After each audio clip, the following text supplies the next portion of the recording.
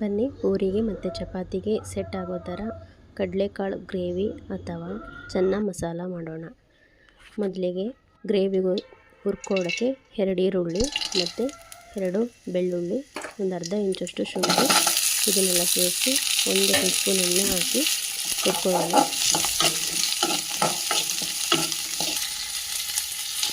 ನಂತರ ಖಾರಕ್ಕೆ ಎಷ್ಟು ಬೇಕಷ್ಟು ಮೆಣಸಿನಕಾಯಿ ಮತ್ತು 1-2 ಎಸಳು ಕರಿಬೇವು, 2ರಿಂದ 3 ಟೊಮೆಟೊ ಹಾಕಿ ಹುರ್ಕೊಂಡು, ನಂತರ 2-3 ಗೋಡಂಬಿ, ಅರ್ಧ ಟೀ ಸ್ಪೂನು ಕೊತ್ತಂಬರಿ ಕಾಳು ಸೇರಿಸಿ ಹುರ್ಕೊಳ್ಳೋಣ. ಟೊಮೊಟೊದ ನೀರಿನಂಶ ಹೋಗೋವರೆಗೂ ಹುರ್ಕೋಬೇಕು. ನಂತರ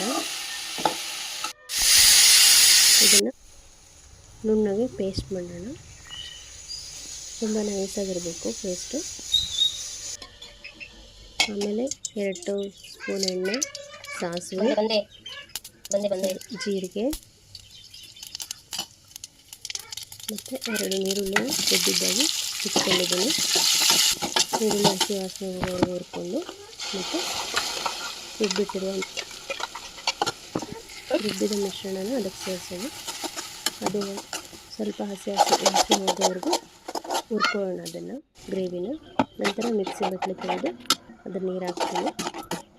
ಎಷ್ಟು ಅದಕ್ಕೆ ಬೇಕಷ್ಟು ನೀರು ಹಾಕಿ ಒಂದು 2 ನಿಮಿಷ ಕುದಿಸಿ ಮೇಲೆ ಬೆಂದಿರೋ ಕಡಲೆಕಾಳನ್ನು ಉಪ್ಪಾಕಿ ಬೇಯಿಸಿದ್ದೀನಿ ನಾನು, ಅದನ್ನು ಅದಕ್ಕೆ ಹಾಕಿ ಬಿಡೋಣ.